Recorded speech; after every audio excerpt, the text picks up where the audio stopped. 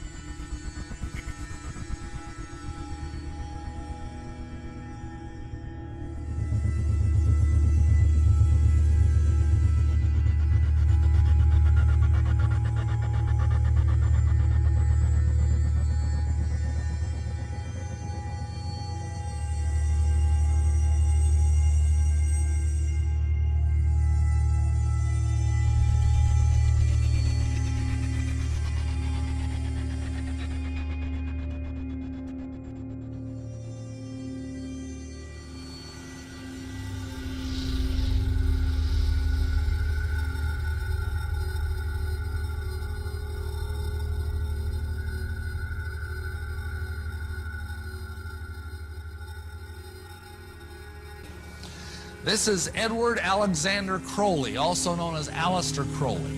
He styled himself the wickedest man in the world. He believed himself to be the great beast, and he changed his name to Aleister Crowley, so it would add up in both English, Hebrew, and Greek Kabbalah as 666. He had so many Masonic degrees that you could fill up 5 pages of a book with them. This guy was probably the most highly honored Mason in the world. In 1904, Crowley had a communication with an extraterrestrial being named Iwas. And this being, through his wife, kind of a channeling type operation, brought forth a book that was called the Book of the Law in 1904.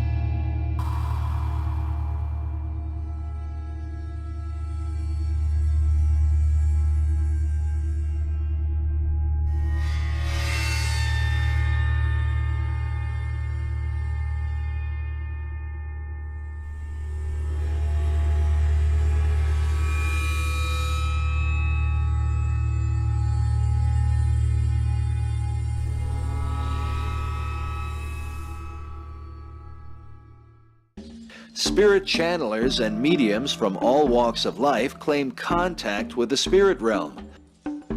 The purpose of this contact, supposedly, is to teach mankind to achieve a higher state of consciousness through the knowledge they present. A classic example is J.Z. Knight, a highly successful spirit channeler who channels a spirit calling itself Ramtha. Ramtha's school of enlightenment claims to reach some 60 cities in 26 countries around the world. In this interview, shot in 1998, Knight explains how she came in contact with her guiding spirit. This was like an angel in my kitchen. You don't have time to react. You don't have time to rationalize this in your life. This is happening in your little kitchen. I just blurted out, "You're so beautiful. Who are you?" And he smiled. This beautiful smile lit up the whole room, and he said, "I am Ramtha the Enlightened One, and I've come to help you over the ditch." And I looked back up at him, and he said, "Beloved daughter," he said, "I have come to make you a light to the world." Equipped with a bad British accent, something that seems common among channelers, Knight gives herself over to the spirit of Ramtha. I am Ramtha the Enlightened One. I am 35,362 1 and 37 seconds years old. I was born in that which is termed a great and marvelous place called Lemuria, and my destiny here is to teach you that which you desire to know, and to let you know that every word that I say I will manifest for you in your life. Incredibly, throughout the interview, Ramtha and Knight repeat the central themes of the New Age movement over and over, insisting that there is no death and that man himself is a god, his only task being to realize his self-empowerment. So I must become the teacher. I must plant in your mind outrageous concepts. Here, Knight denies that Ramtha is a demon, but believes he was a man who has achieved divine status due to knowledge and experience. He's not a devil. He's not a demon. He's not a guru. He's a god. I am a teacher and a god. I'm a god because I experienced all of these things. And I am a teacher, not of truth, but of philosophy. I would love someone to stand up and say, God doesn't live outside of you. God is you. While J.Z. Knight is among the more successful mediums, she is certainly not alone.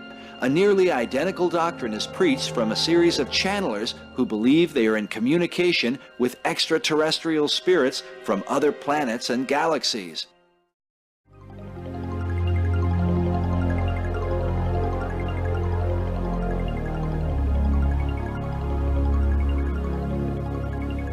Hello, Philip. How are you today? Very good, Leah. How are you? Very fine, thank you. So, what is it that you wanted to know? Where are you from? I'm from Venus. I don't think anybody's going to believe that you or anybody else could be from Venus. Could you explain to us how you could be when everybody knows it's uninhabitable? They think it's uninhabitable because it is not inhabitable by physical life forms. We have bodies of light. While Leah rambles on with fantastical ideas, she soon compels the audience toward global unity, a message found throughout the New Age movement. And what occurs here on this planet will affect the rest of the universe. Can you, with all of your different ideas, all of your different races, come together as one planet and one people?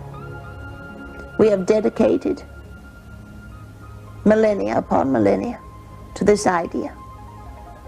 The earlier experiments with Pan and Lemuria and Atlantis were not successful. But this one will be. Now the interviewer asks the woman to exchange spirits and to channel another spirit that calls itself the Tibetan. Tibet is an often referred to hotspot for New Age empowerment. Hitler's Nazi occultists went to Tibet thinking to find their ancient Aryan ancestors. Listen carefully to the Tibetan's message as he refers to the great I Am, the name God reveals in the Bible to describe himself. I am the Tibetan, and I have come during this time continuum to discuss with you the idea of the only question in the universe. And that question is, what is? And the answer is, I am. For all things that are created, that were created, that shall be created, fall under the question, what is? And you, each and every one of you, are that answer, and that answer is, I am. I am is also the name of the creator of this universe. That is all. I relinquish control to the entity, Leah. As the entity Leah returns, she confirms the "You are God" message and refers to the new race that will arise through the New Age movement. Most New Agers today do not realize that this new race is identical to the master race prophesied by Adolf Hitler, a race of so-called supermen who will be their own gods, having rejected the one true God of the Bible. This new age is where there will be a race on this planet and throughout all galaxies. And the name of that race will be peace. It's been wonderful spending some time with you. As you take this little piece of information with you, know that you are never alone. You are all connected to the creative source of this universe. And nothing can stop that flow except your denial that you are God. We thank you. Good day.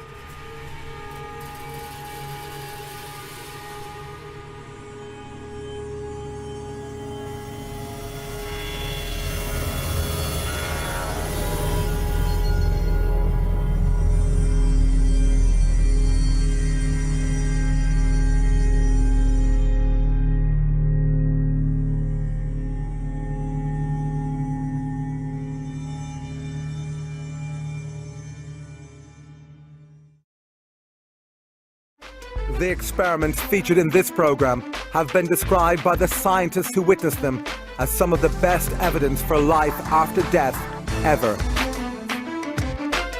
After 2 years of intense effort, the skull experiment began to produce more phenomena than in any mediumship experiment in the history of the paranormal. Their initial claims were that they were in contact with a group of deceased entities who were producing, with their help, a number of pictures of either deceased persons or strips of films, which they claimed to be produced without any cameras and in the dark. To eliminate any possibility of hoaxing, the scientists brought their own film and locked it in a specially designed security box. The box was held in the hands of the investigators so that no one could get at it. And then immediately afterwards, we would take it out of the box ourselves so that no one else touched it, and then develop it ourselves in a special machine. Despite all these precautions, the experiments continued to produce the incredible images seen here.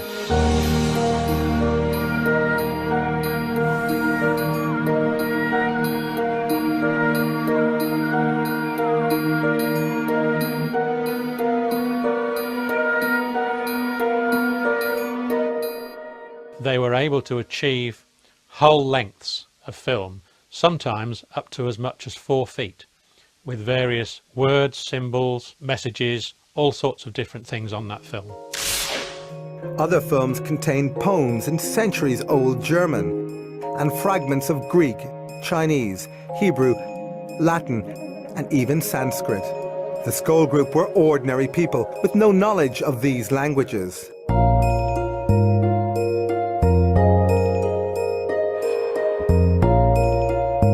But did these films have a purpose? If dead personalities were producing these images, why did they apparently design some of them as complex puzzles? Providing something which is a puzzle, which is difficult to solve, is simply because it is difficult to solve. It isn't readily available. It can't be easily attributable to the person sitting around the table. Despite lengthy investigations, the possible authors of some of the films, like this German poem, proved impossible to trace. But others were easier to track down. This one contains a poem by Frederick Myers. Intriguingly, Myers was one of the founders of the SPR and a passionate researcher into the evidence for life after death. Before he died in 1901, he promised his colleagues at the SPR that he would try to communicate with them from the other side. Could this film actually represent evidence of the afterlife sent by one of its greatest investigators? Mostly the researchers were unclear as to who might have created these films. However, there were clues as to who the ghostly authors might be in the form of initials or signatures. For example, in this film, the signature appears to belong to the dead singer and actor Ivor Novello. This was received on one of the Skull films. Compare it to Novello's actual signature. Investigators say these images were created in total darkness. But how? I think that those pictures can be explained only by imagining that the spirits can project their recollections and images onto a film in some way we can't begin to understand. The only alternative explanation is they are all fakes, and I don't believe that there's evidence that that is the case. Although the mechanism for their creation remains a mystery, investigators concluded they were unique. As far as the photographic evidence is concerned at Skull, the strips of film, there has, in my view, never been anything like that at all, ever.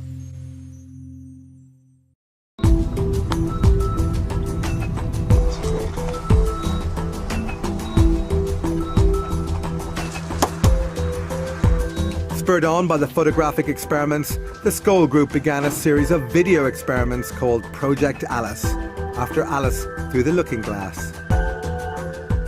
Their ambition was nothing less than to try and capture moving images sent from the spirit world.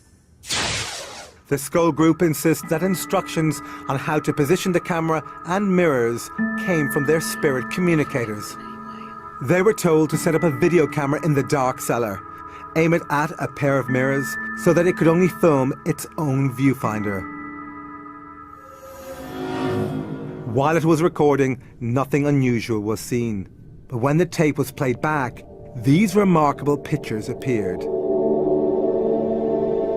We had images on the video, sometimes of what looked like a tunnel of light. Other times spirit faces were coming towards us. Sometimes what appeared to be a doorway moving.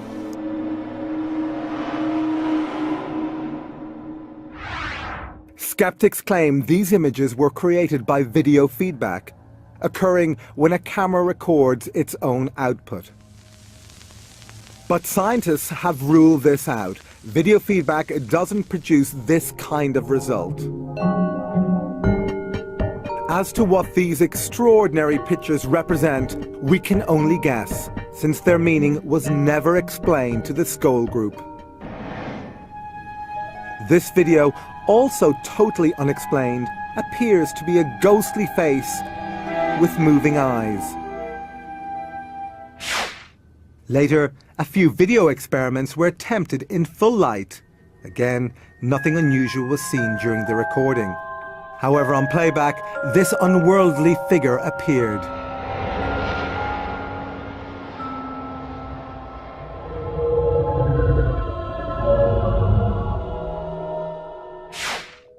But was it possible for the Skoll group to have faked these images?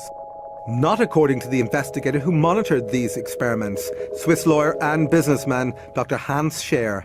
There's absolutely no possibility that this film could have been prepared before, because I selected one of the video films which was in its original packaging, which I opened. I took the film out, I signed the film, and I put it personally in the video camera.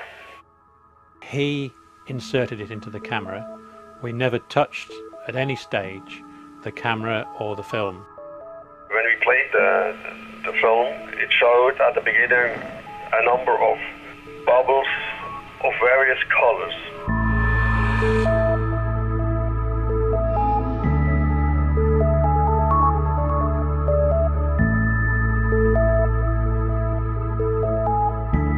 But there was one particular bubble on there in which the face of a person appeared, and it was a man with spectacles. Although Dr. Scher did not recognize this face, the Skoll group thought it might have belonged to someone who was trying to communicate with him from the afterlife.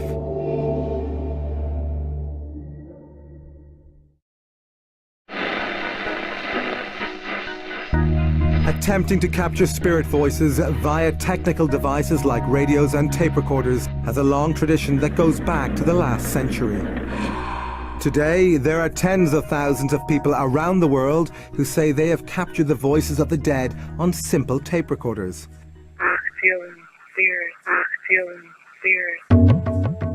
This is known as the electronic voice phenomena, or EVP, and was recently popularized in the Hollywood blockbuster White Noise.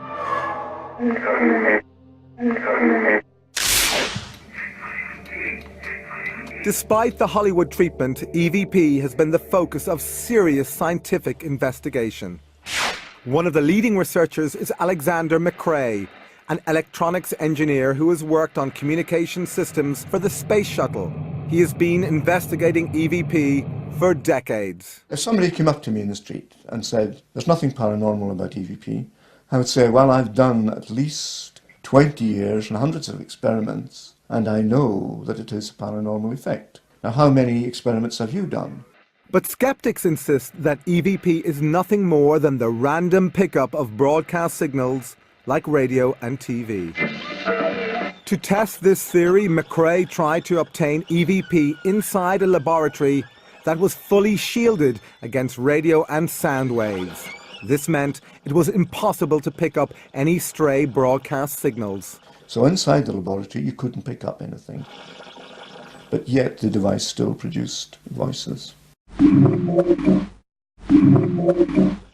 Although this audio sample is hard to understand, the very fact it was recorded defies all known laws of science. One experimenter of EVP is Vicky Talbot, who lost her son Braden in a boating accident in 2001. Okay, I'm coming down into Wildcat Cove right now, which is the cove that my son departed from and did not return. Ever since then, she says she can record and recognize his voice using this digital recorder. Well, that's Braden. What has really convinced me is the way he speaks, the stress, the intonation.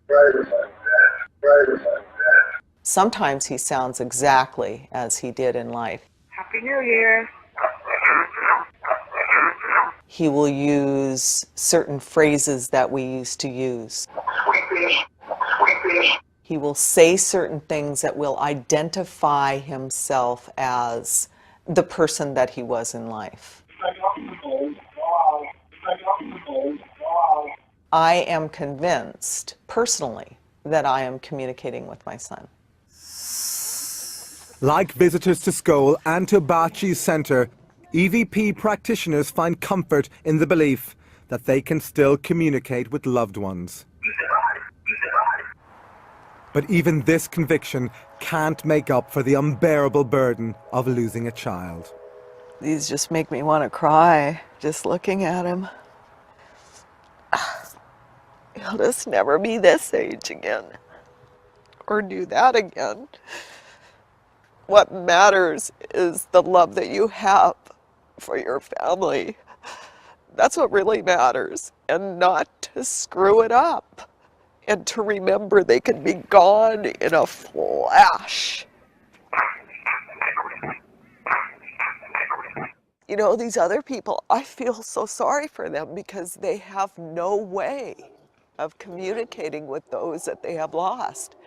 And they go around thinking, if only, if only, if only. I don't have to think that. And that's a good thing.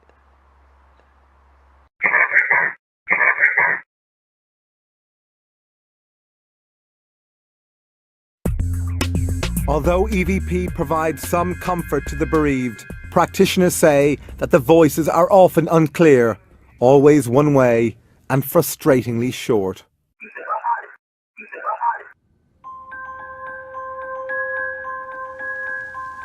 One way that we also communicated with spirit, and which was a very effective way, was by use of an ordinary, very cheap tape recorder whose amplifiers were used by the spirit team to carry on a two-way conversation with us. We inspected this machine and found it was completely normal. Earlier, its built-in microphone had been removed to eliminate the possibility of recording anything. When the machine, which contained a blank cassette, was activated, witnesses were astonished when they heard this voice asking them a question. Yes.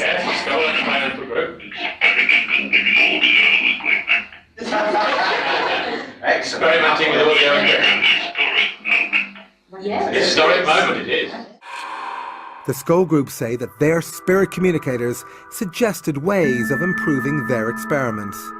For example, they told Professor Ellison, one of the SPR scientists, how to build a device for boosting communications via the tape recorder. But this information arrived in a very strange way.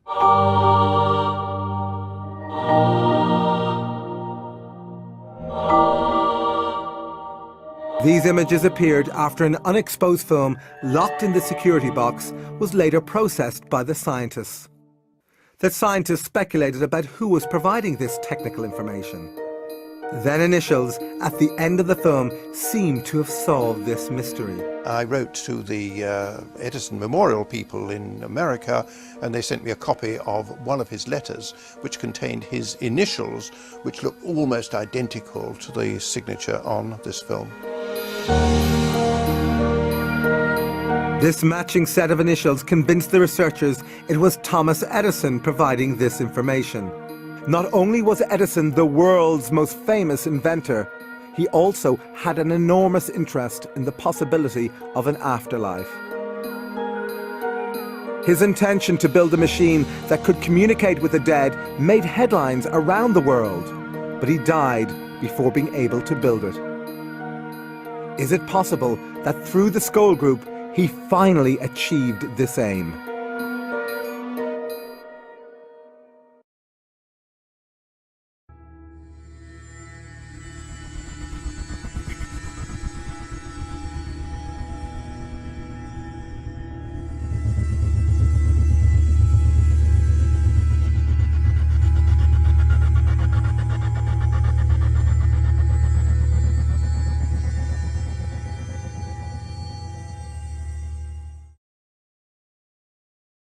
The band leader says, "How long have you fellas been involved with sorcery?"